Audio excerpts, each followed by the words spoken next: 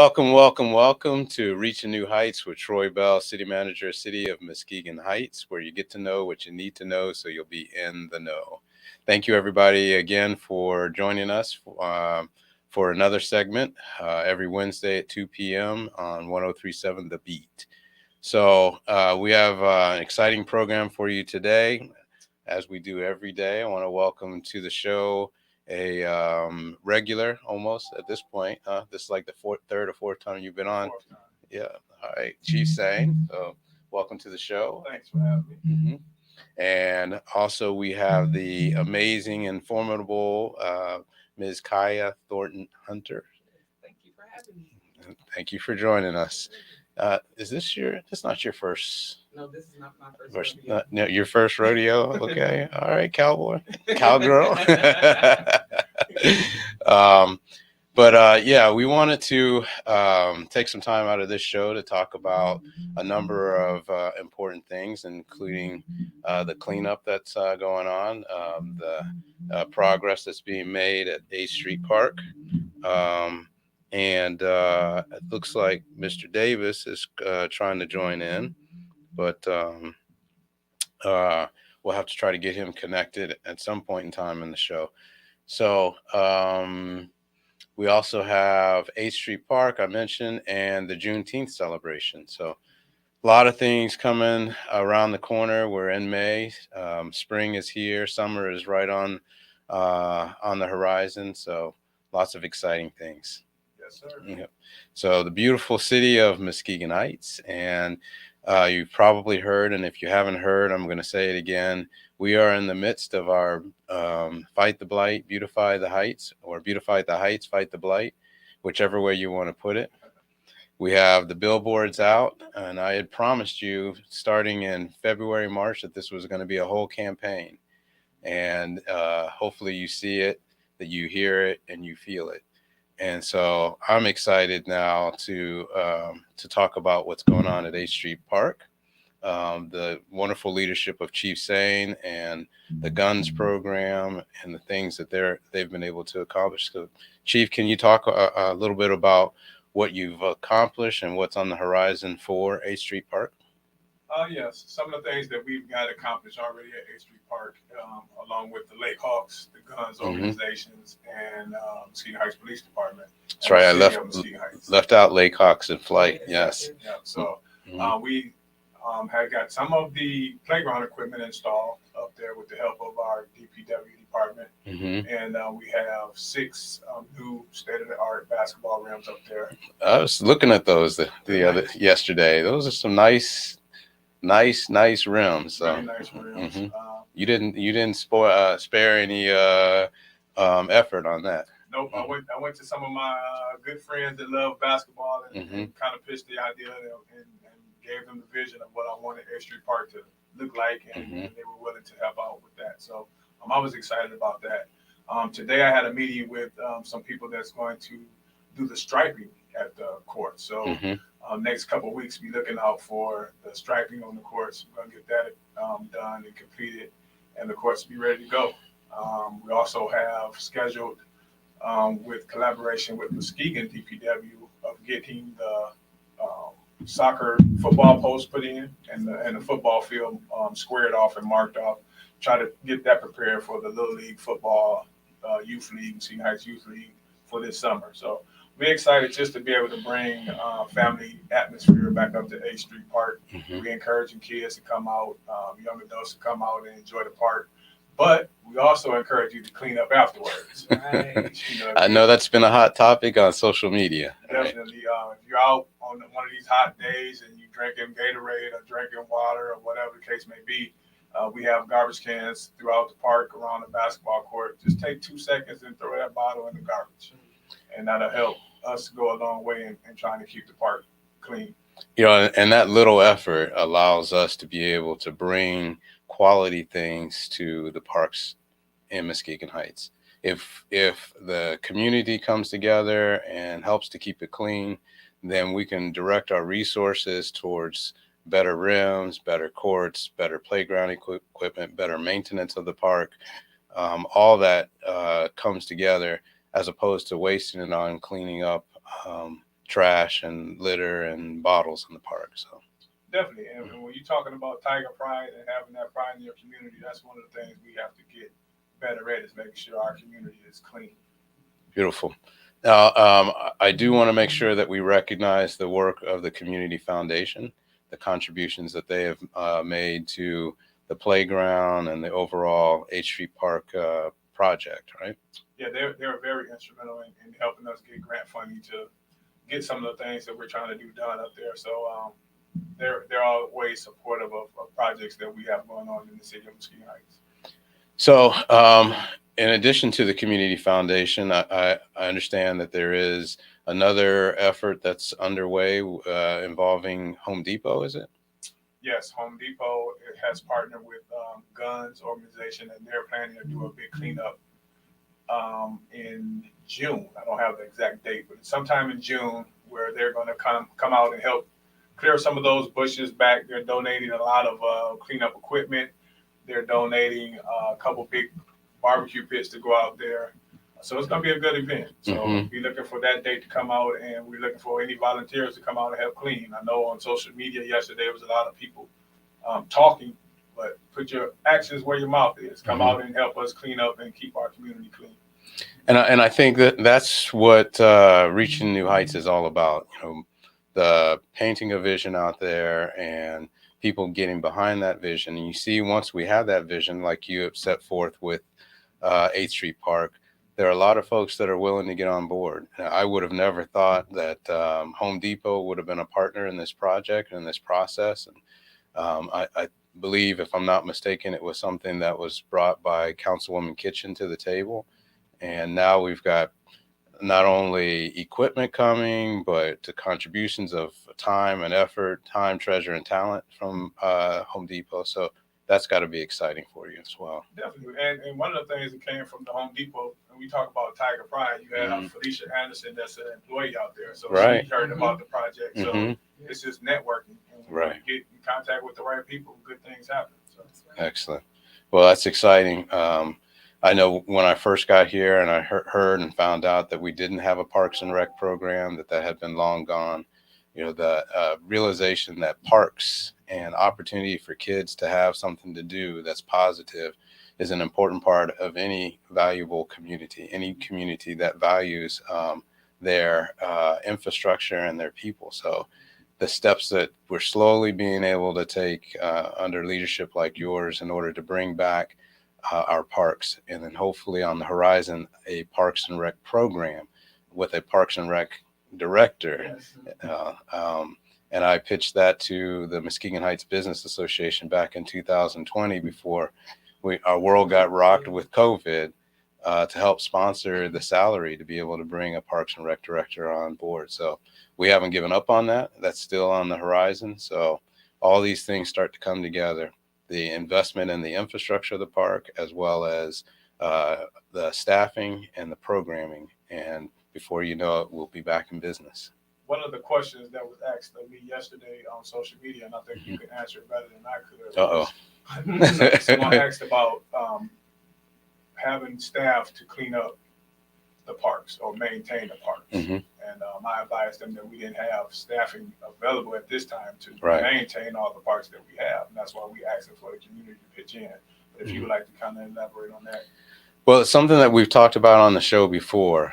2008, I think, is when there was a major staff reduction here in Muskegon Heights. Of course, that was long before I got here. But that reduced the staff almost by half, if I'm not mistaken. And as a result, right now, we're operating on bare minimum. You know, we don't have 25 public works staff members like we used to.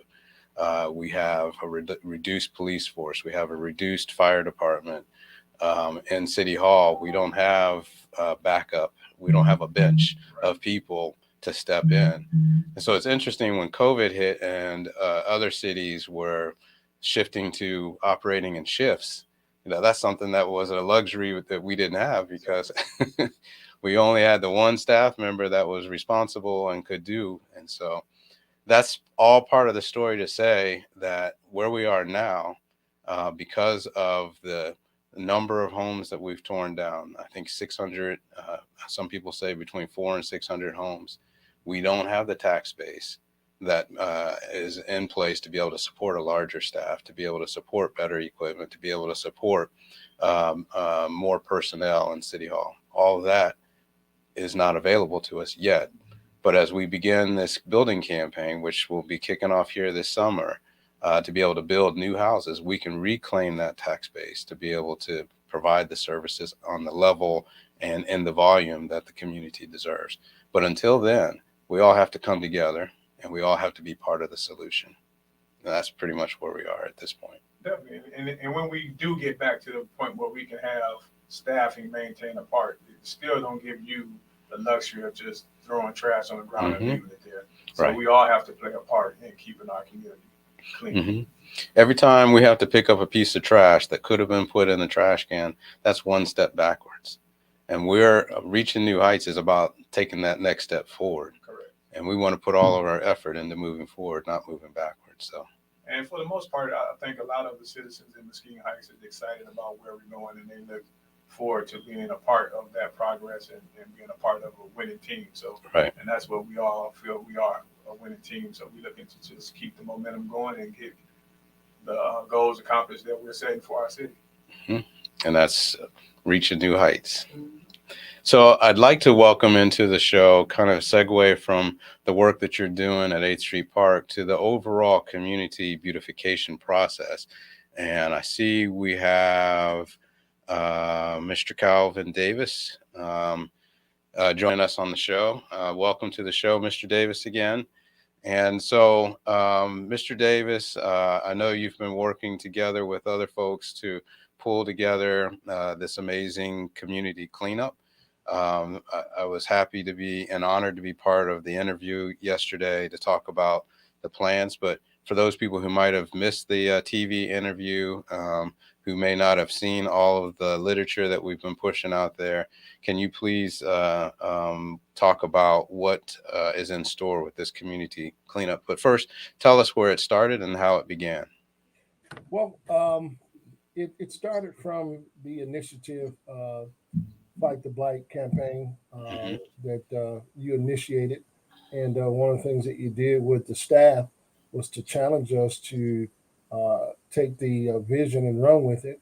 And so myself and Inspector Kerry Morrow sat down, put our heads together, and figured out how we could come alongside the vision and give it legs and accomplish many of the things that you were seeking to do. So with that being said, we were able to partner with a conglomerate of agencies and resources to kind of bring them to bear.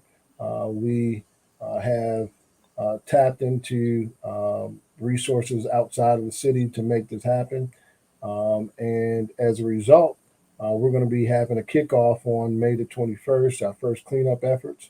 It is really exciting because it's creating a lot of buzz and energy.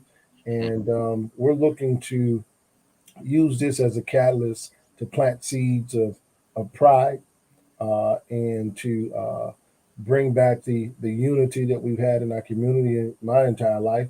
And so with that part, we're going to kick off with a lawnmower parade here at City Hall. That's going to happen at 8:30 a.m. on the 21st.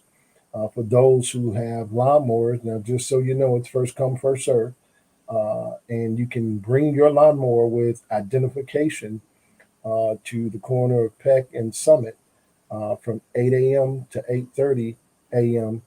We are filling up the gas tank of your lawnmower so that you can go out and be part of the lawnmower parade and then go back and cut your lawns. Amen. Amen. And you said your lawnmowers, not your SUV. No, sir. Not the slingshots, none of that. Yeah. We're looking to get those lawnmowers filled up, and we've got the city broken down into 4 quadrants. We have 4 quadrant leaders. Myself and Miss Thornton there, she is one of the quadrant leaders. and Quadrant captain. yeah, and so we're gonna organize volunteers in 4 different quadrants of the city. There will be a trailer at every quadrant that has supplies, gloves, leaf bags, plastic bags, grabbers to pick up trash. And we know that we can't do everything, but we're going to start by cleaning off the terraces and the curbside. And we're asking the citizens to come outside, clean up your yards, mow your lawns. We have rakes, brooms, shovels, all of those things that you can get from those utility trailers. Sign them out and utilize them on that day. We're going to go from 8:30 a.m. to 2 p.m. And we're going to have volunteers in each quadrant. If you want to sign up, you can go and look at our flyer that's out there on say social media and other platforms, and utilize the URL code to register for a particular quadrant. We've got some other giveaways. We have limited supply, but we have some plats of flowers, bushes, shrubs, and mulch and dirt, topsoil that will be given away. And it's one donation per family, and we're asking that you bring your identification so that we can make sure that we're giving it to our residents and not neighboring residences. Right. And that's intended for residents to use on their property, not for commercial purposes, right? Absolutely. And in no way is the donation meant to be exhaustive. It is just us planting the seed, giving back to our residents, showing them that we care and we concerned about their property, and trying to partner with them to make the community better. So let me just quickly back up. I appreciate you giving some of the credit to me, but I have to point out that this is an objective that council laid out, the mayor and council laid out early on back in 2020. Again, paused because of COVID, but it's an objective that they laid out to look at ways that we could be creative and innovative in addressing the blight in Muskegon Heights. And so it is us now executing on that objective and that vision that the council laid out, the mayor and council laid out. And I commend you and the other staff members, like you said, for answering the call and taking the initiative and taking the lead and pulling this together.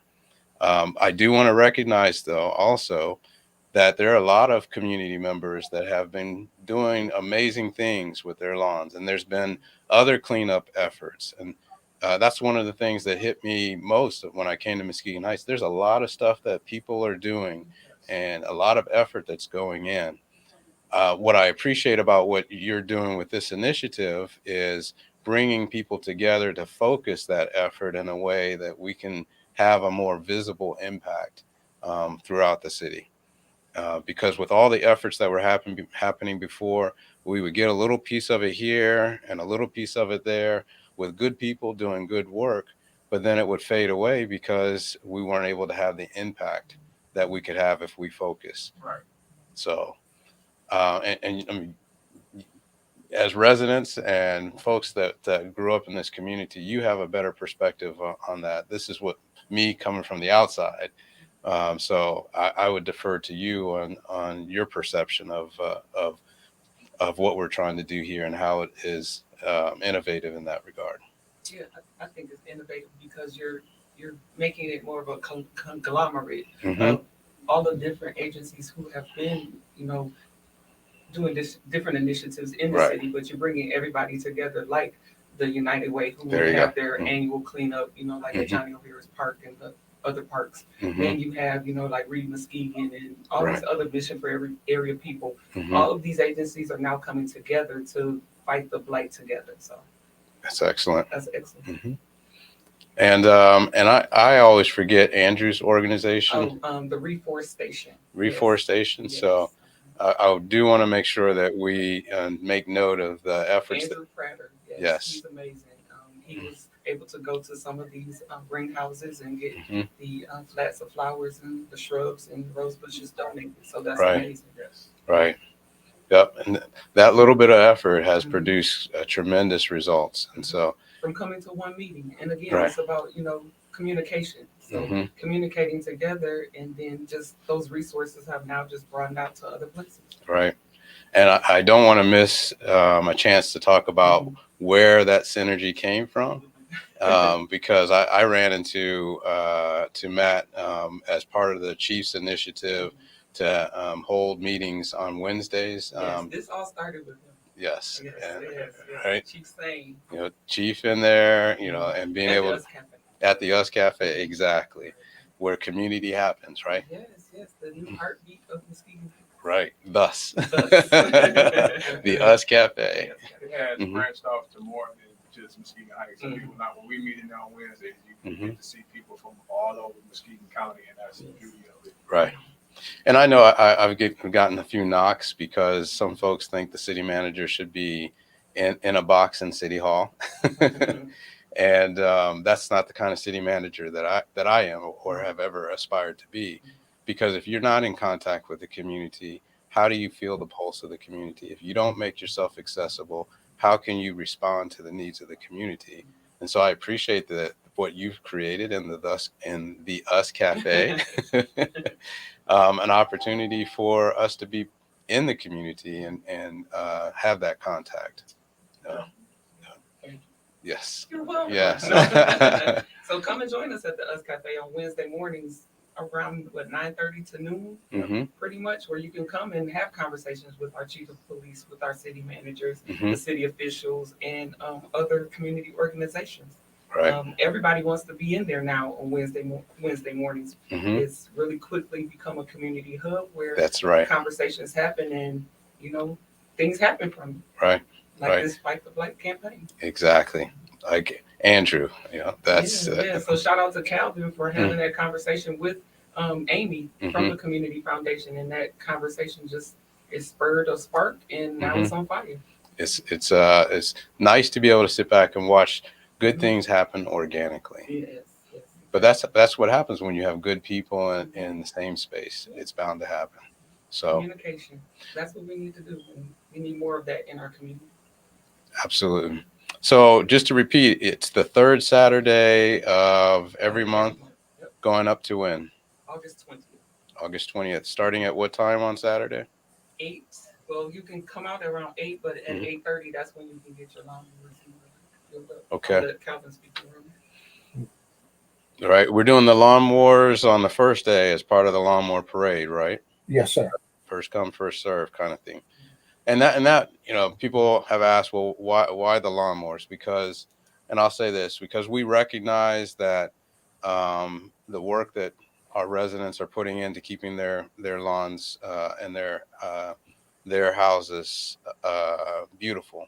But we also want to appreciate and encourage folks to branch out beyond just their lawns, but also if you've got an elderly neighbor, a senior citizen on your block, an abandoned lot that you can chip in and help out with, that effort is priceless, and we want to recognize that by contributing to you as a resident, giving back to the community at large. So good work, Mr. Davis. Well, thank you so much. It's been an effort from myself and Mr. Morrill. Hmm. If I had to say anything in my closing remarks, it'd be simple: despise not the day of small beginnings. We have to start somewhere, and this is our effort to, just plant seeds for the growth to come. And literally plant seeds, right? Yes, sir. Excellent. Well, I think this is a good way to then segue to Ms. Thornton-Hunter, because you seem to be everywhere. Which so thanks for your leadership and being part of the Fight the Blight campaign, and your willingness to step up and take lead on the Juneteenth celebration. Yeah, committee chair with Right. Jennifer Ross. Yes. Yes, Jennifer has done an amazing job with bringing again these different organizations together for sponsorship of the Juneteenth celebration, the third annual at Mona Lake Park. So beginning June 17th with a mixer with the Rotary of Muskegon, yes. which is huge. Our Rotary brothers and sisters. Our Rotary brothers and sisters are teaming together for the Juneteenth celebration. They normally had a mixer, right. Every year at Mona Lake, but now they have happily partnered together with Juneteenth to move that to Juneteenth every year. I know when I first threw out that idea, like, hey, why don't we move the mixer and combine it with this overall effort to recognize this new holiday, Juneteenth? And I thought they were gonna push back or kick back, and they jumped right on board. So kudos to the Rotary. Yes. So we have the huge tent that they always have every year, and they've been happily saying that keep it up all weekend, Right. So we'll have that covering if weather does not permit as well. So we have a reggae band that Friday. Nice. Yes, I'm looking forward to that. Yes, and on Saturday the vendors, of course, the Buy Black weekend is going on at the Black Expo. Black Expo, right. Is going on at the Van Dyke Mortgage Convention Center, and so after that, come on down to Mona Lake, and those vendors can come there as well and set up and sell their goods and have a good time. So we'll have food, we'll have vendors, we'll have music, and we'll have children's activities, libations. Yes, libations as well. Yes. What's the entertainment on Saturday?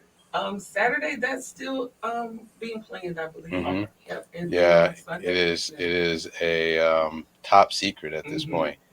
We don't want the cat out the bag yet. So working on something. Right. Yes. And then on that Sunday, the huge fireworks displays. Amazing. Jennifer Ross, kudos to you because you have done an amazing job of bringing all that together. And so if for those of you who are following us on live, you can see the flyer up there, and just take a look at the bottom of that flyer. The number of folks that have stepped up, and have jumped on board to contribute to make this event happen. And also, she just said it was now recognized as a federal holiday. Right. Last year. Yes. So right before we did the fireworks, we got the word that it's a federal holiday. So it was an amazing fireworks show last year. You like that? Really well. Yeah, and I'll tell you, growing up in the shadow of the Capitol, I've seen some amazing fireworks shows. And to me, the show that we had that they put on last year was probably the best that I have seen. Yeah, so I was impressed. Yeah, I was. I told him when we were putting this together, I said, this is the first one that we're doing, so you got to bring it. And he said the CEO of the company said, you will not be disappointed. So he was spot on that. So, and that's going to be an exciting culmination again. The fireworks show. We're going to try something a little bit different to take it to the next level on that. And that is to put the fireworks to music. So that's an added touch that the fireworks vendor offered to do at no extra charge. So we'll see how that comes off. So yeah. First for me, I don't think I've ever seen that. Okay. Yeah, fireworks to music. Yeah. So hopefully the music is good. Right. Right. But I'm excited to see how that happens. And I think on Sunday as well, we have two bands that are going to be playing. And there's some discussion about on Saturday, in addition to the mixer with the businesses that, part of our outreach to recognize the 200 plus businesses that we have in Muskegon Heights is a breakfast or a brunch. A brunch, yeah. So we may be pulling in the brunch with that. So we'll see how that comes along here in the next couple of weeks to nail that down. So I do want to pause and take note of some of the comments that are in the chat here. Okay, so I have somebody who is telling us to stop cleaning up the cleanup. I'm not sure where that comes from. Let's see. Mr. Davis, there was a question about your title from Mr. Jimmy Davis. Um, so if you want to answer that question for us really quickly. It's, I am the code enforcement officer for the city of Muskegon Heights. So any ordinances or code violations or compliance issues, I address it. Very good. And my bad, my fault for not properly introducing you when I welcomed you into the show. And let's see, Mr. Davis is also saying that he or we are not paying the city manager to plant flowers, which is good because I'm not planting flowers. Yes, my job is just to set the stage, and I'm not opposed to on my free time rolling up my sleeves and being part of the solution as opposed to being part of the complaint or the problem. So, yeah. But we have been charged with raising the bar on the way our community looks. And sometimes just a few flowers here and there can make a huge difference, putting some color in the smile that is Muskegon Heights. And I want to thank Ms. Ross for chiming in. Thank you for your comments. And let's see, got a question about who's creating the playlist. We talked about the fireworks. Yes, yes. Who has the playlist? So that is a collective contribution from various folks working with a local neighborhood DJ, Mihan. So thank you to to Mihan for pulling that all together. So I'm excited about the potential of what's coming down the pipe. Right. So anything else we want to add about the Juneteenth? No, just be ready. Mhm. This is huge. Again, the efforts of Jennifer Ross, again, along with the city, and then Mhm. now the Rotary and all the businesses who are sponsoring. Right. The sponsorships are coming in continuously. And just for all of the city, not just Muskegon Heights, but the whole county, Mhm. they're pulling together to, contribute and to be a part of something that's a start of reaching new heights. So, again, Yes. let's be excited for what's to come and Right. stop the complaining of what's not happening. Mhm. It has to start somewhere, right? That's right. And vendor space is also still available for Juneteenth. Okay. Jennifer just put it in the chat. And if you're interested in vendor space, how do you reach? There should be a link, or you can just inbox myself or Jennifer for vendor space for Juneteenth, Okay. as well as vendor space for our block party at the Us Cafe coming up May 28th as well. Okay. So That's lots right. Of lots of opportunities for small business owners and businesses to get their products out. I forgot about the block party. Yeah. Yes, May 28th, May right? 28th. Yeah, that's Nice. coming fast. Mm-hmm. So I want to comment about Mona Lake too. Mona Lake is one of the jewels of Muskegon Heights, and I'm excited about making it the focal point of the Juneteenth celebration because we need to take advantage of this exciting opportunity at the lake. The lakefront is beautiful, and the more opportunities that we have to do events there, the more opportunities we will have to be able to bring more infrastructure to Mona Lake. So it's not just about the celebration itself, but the celebration is part of the building blocks to be able to make uh, parks more accessible with additional attributes and amenities to them. Because if we use them, then we have the argument that there's a need to put more resources into it. And like I said, and you have said this many times, the Chief saying that what we do with our youth is the pipeline of what happens 10 years down the road. Correct. So Mona Lake Park, Juneteenth celebration, and we're looking for folks to come from all over. Oh yes, We've had it's going to be huge. Huge. We have people call from as far north as Ludington. I do want to recognize that our neighbors, Norton Shores, have contributed to this. They contributed a nice $5,000 contribution. Amen. That's great. Look, Yes. Amen. Mm-hmm. Right. Right. Amen. And the contributions are still coming in. So even if you want to donate $50, $100, because we're not charging for this event, but every little bit helps. It makes a difference, and with what we were able to raise, we can turn around and make the event even bigger. I got a call from the city manager down in Benton Harbor, so wanting to know what we were doing for the Juneteenth celebration. So maybe some of those folks will come up. It's beginning to be, if we market it correctly and Right. amazingly, the largest Juneteenth celebration on this side of the state. Yes. Definitely. There's no reason why that can't be the case. Not at all.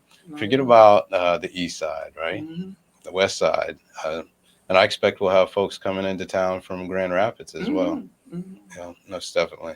And we get to get back to the Muskegon Heights Festival in the park this year. Exactly. That'll be in July. So Okay. we're looking at between the next 2-3 years having two of the best festivals in the state. So, Right.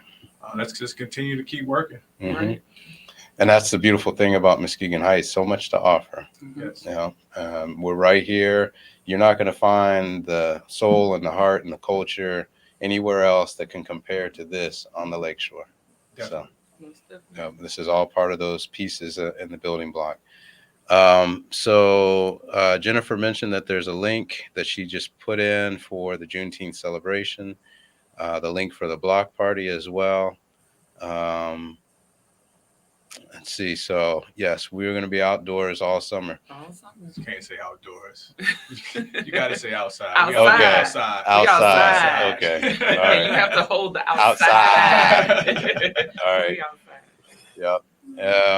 And then we've got the street festival too. Yes, every Friday in August. Mhm. Yes, Mr. Bill. Right. That's an awesome initiative. So again, just being outside all summer long. Right. Outside. Yes. In conjunction with our farmers market as Right. well. So yeah. So the farmers market is going to be opening the last week of May, coming right around the corner, and that is on Fridays from 10 a.m. to 2 p.m.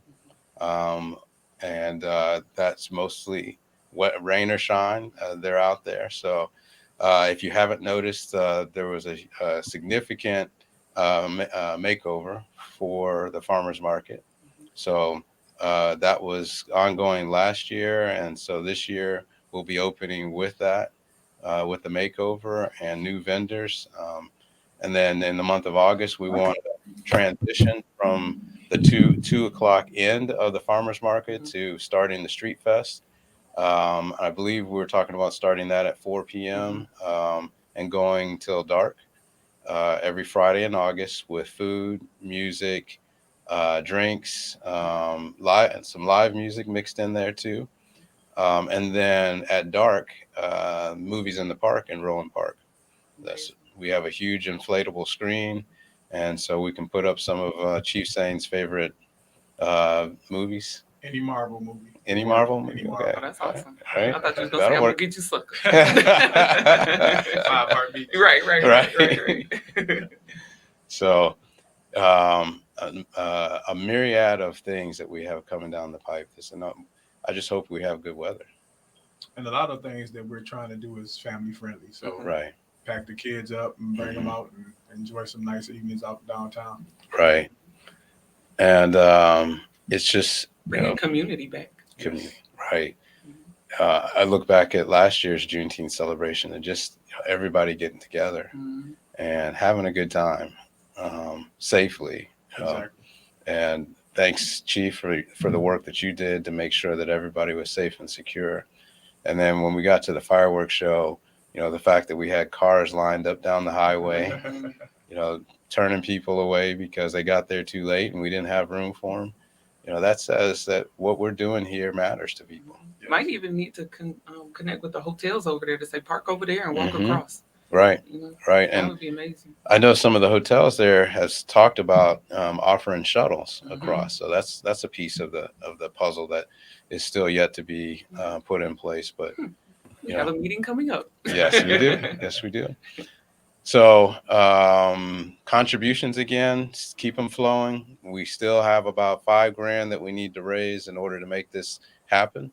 So reach out to any of the folks that you might know that can offer some contributions to this effort. we still have room on the flyer to add logos, more but we'll business make some locals. room, right? Yes, and again, like thank you to ADAC and AgeWell, and again the Rotary, the Mart Doc, Mm-hmm. Parmenter Law, the Community Foundation, Mm-hmm. Murphy Health, Right. Brianna Scott and Associates, Yes. our radio station as well. So Mm-hmm. 1037. 103.7 The Beat. So Mm-hmm. thank you to all of those local businesses. Yes, everybody is stepping up. So I think we have something coming from DTE, Yeah, um, DT. and we're waiting to hear back Oh, Shoreline Staffing as well. from consumers Mm-hmm. to see if their foundation will be able to contribute. Community Foundation already did. Um, and if I've missed anybody, please And I accept see my. Country Cooking. So Oh, yeah, so okay. a lot. Hmm. But we appreciate all of it and keep it flowing. Mm-hmm. So we are on the home stretch of our show today. Do we want to add anything else about the cleanup that we missed? So Mr. Davis, did you have anything that you wanted to throw in there about the cleanup effort? If I had to add anything, it's just it would be for the citizens to go out and help manicure their own lawns and assist on their block and in their neighborhood, and let's see how much progress we can make.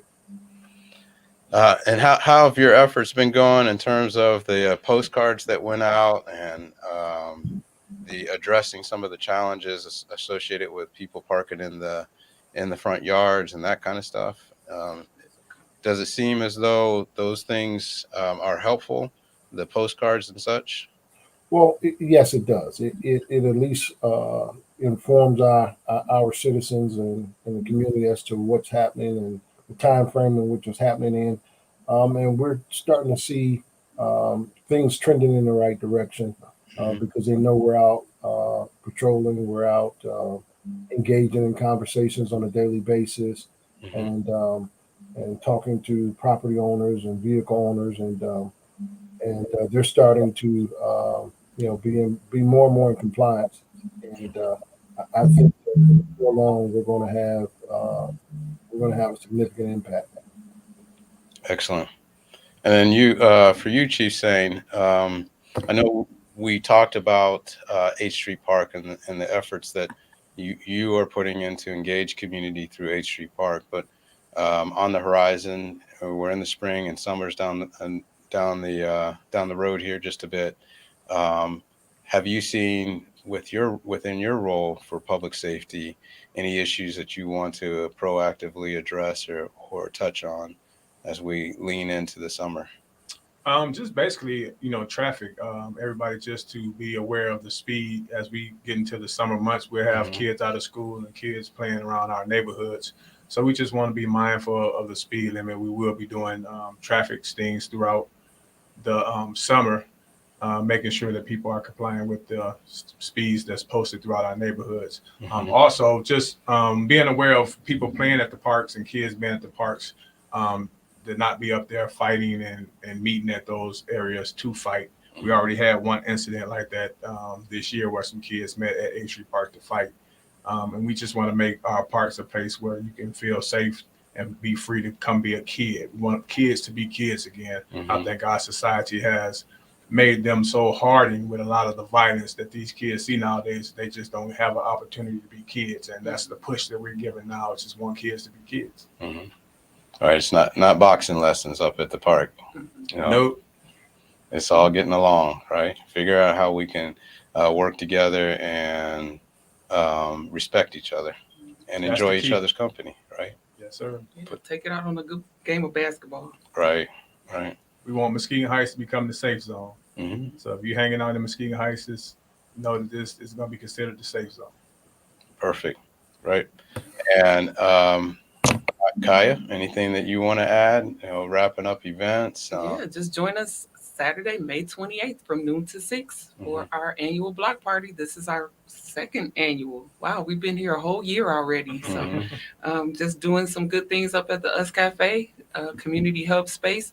Bring your laptop, work with us during the day, and come get some amazing Cajun food on Wednesdays, Thursdays, and Fridays. Okay, perfect.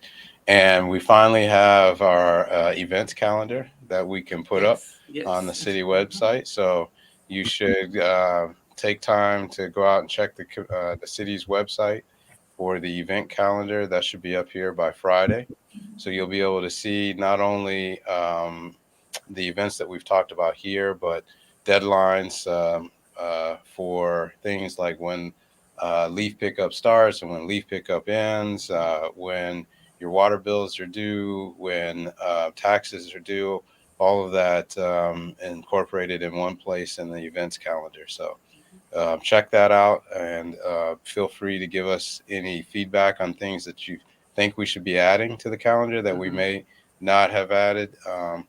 We have limited space, but if there's something critical you think that we should put on the calendar, let us know and we'll get it up there on the calendar. Um, I know that there's a lot of events going on in the other communities outside, and we reference those in the calendar so that you're aware of it and can enjoy that, but also so that the surrounding communities can come and enjoy our events here at Muskegon Heights, right? And also, just a quick reminder for the citizens of Muskegon Heights: if you have any complaints or you need to talk to any of us, please come out to the Us Cafe on Wednesdays. We're there from 10 to noon. I have detectives there, code enforcement officer is there, the city manager is there. From time to time, we get Councilman Collins in there, Mayor Watt in there, Councilman Cook in there. So it's a lot of city officials in there that can listen to your complaint, listen to whatever issue you have going, and we will try to solve them and get a plan of action to take care of them. And don't just come in for a complaint. If you feel like we're doing a good job, you can stop by and tell us that as well. So we appreciate you guys and look forward to seeing you at the Us Cafe on Wednesdays. Great. So the last thing I'm going to touch on as we wrap up, two things. One, council meeting this Monday. So please come out for the council meeting. If you can't come out in person, you're welcome to Zoom in. Council meetings are the second and fourth Mondays of every month. That's the best place to bring your complaints and your questions and your everything. To come to the council meetings. Social media beef is not where you bring, and that's not where you get your answers. Right. Right. So you want to be privy to the information firsthand. Council meetings, you get a chance to be front and center and be part of it. Right. So 5:30, the second and fourth Mondays, every month. So if there's 5 Mondays, like in the month of May, don't show up to council meeting on the 30th, on the holiday. Don't show up on the 6th, which is the first Monday in June, right? It's the second and fourth Monday of every month. So please join us for that. And then the last thing I will touch on is the conversation about the roads. Oh, there it is. Well, we might be. All right, let's get comfortable. So the last 3 or 4 radio shows, we have touched on the roads. And so I do want to reiterate that this is not something that we are unaware of. And I've said it once, I'll say it again. This is a problem that's been 30 years in the making. You don't just wake up in 2022 and have a problem with the roads today that wasn't the result of a lack of maintenance over the last 30 years. But it's not going to be helpful for us to point fingers, to look backwards. What I encourage everybody to do is think about solutions that we can use moving forward. And so our public works department, under resourced, undermanned, using old and antiquated equipment, is out there busting their behinds. I guess I can say that on radio, right? So I guess the biggest question a lot of people have, and let's just be Be real. the elephant in the room. Right. The ARPA funds, they cannot be used for roads. So the ARPA funds, there is a way. Okay. All right. So I don't want to give out misinformation that it's impossible to use it for. Okay. But they encourage you to use ARPA funds on things that will create residual benefits that will generate additional income. So that's something that, based on the money that you spend, that it's sustainable, not one-time expenditures, but expenditures that will create revenue down the road. So the preference is on things like building houses, because like I talked about, we don't have a tax, we're missing a tax base. We're missing 1,300 residences from our tax base. Where we need to be even is 5,000 residences, and we have 3,700 residences. So we need to be intentional about putting our efforts and our resources into building houses, replacing those vacant lots, which has multiple benefits, like the broken window syndrome. So we put a new house on a vacant lot that cuts down on the dumping, right? That cuts down on the crime that could happen on those lots. It also generates tax revenue, income tax, property tax revenue, income tax revenue. Those are the types of things that they encourage American Rescue Plan funds to be used on. Other things that they encourage it to be used on is matching funds for projects like underground pipe installation. And I've talked about how we need to replace our pipes. We had an episode on Wood Street, which highlights that the pipes in Muskegon Heights are from 1940. Typically you have 50 to 60 years worth of life expectancy out of your water pipes and your sewer pipes. We're reaching that point where we need to be proactive in addressing replacing water mains. Fortunately, the state and federal government is aware of that, and there's funding, the infrastructure bill, to be able to do water pipe and sewer pipe. But they understand that in order to dig up a pipe and replace a pipe, you have to replace the road. So that's how we can piggyback on addressing the road issue by focusing on the pipes. Now, the great thing is that there's funding available for that. The challenge, however, most of that funding requires matching funds. So they'll give us $1 million to fix pipes, but of that $1 million, 25% of it we have to match out of our pocket. So that's $250,000 that can come from the American Rescue Plan money. So we want to be strategic, because we know if we do the pipes, one, we get new pipes, and that's another 40, 60 years. We don't have to go back and fix it. You get a new road. You get a new road. And that's so instead of putting a Band-Aid on the problem, let's Yes. dig and Yes. get the decay out. Right. Then you can fix Right. it. Okay. And that's how. Thank you for that clarification. Sure. That's the long-term vision. We make the hard investments today that will reap the benefits long-term tomorrow. So for our kids and their kids. Did you hear that, everyone? You cannot put a Band-Aid on the pothole. Right. Okay. And we estimate just the roads alone is $110 million need, right?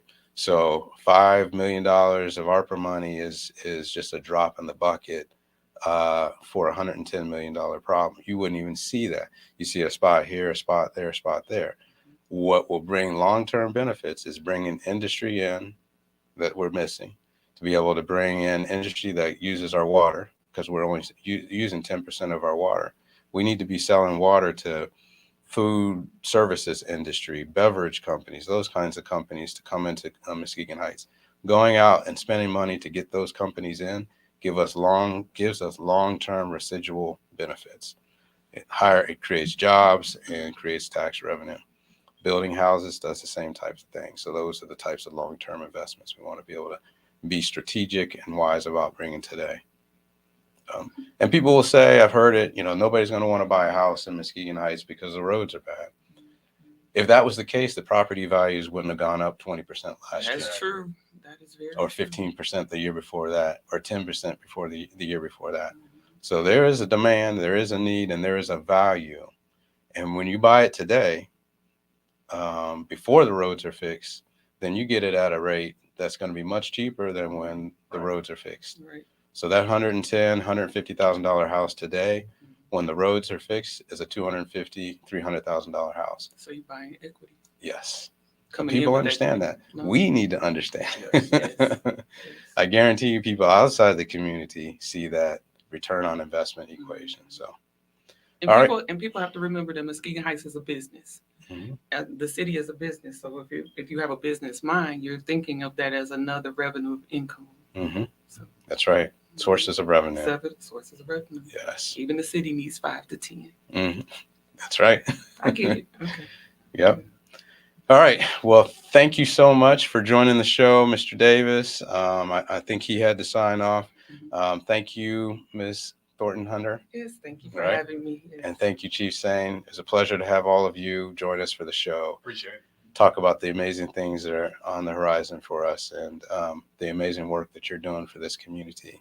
It's greatly appreciated. The comments in here have echoed that. So we look forward to you coming back again and talking about how good all these things that we're predicting have been. So We that will outside. happen. Right. Not outdoors. Not No, outdoors. we outside. All right. So thank you for joining us with Reaching New Heights with Troy Bell, the city manager, City of Muskegon Heights, where you get to know what you need to know so you'll be in the know. 103.7 The Beat. Continue to be blessed.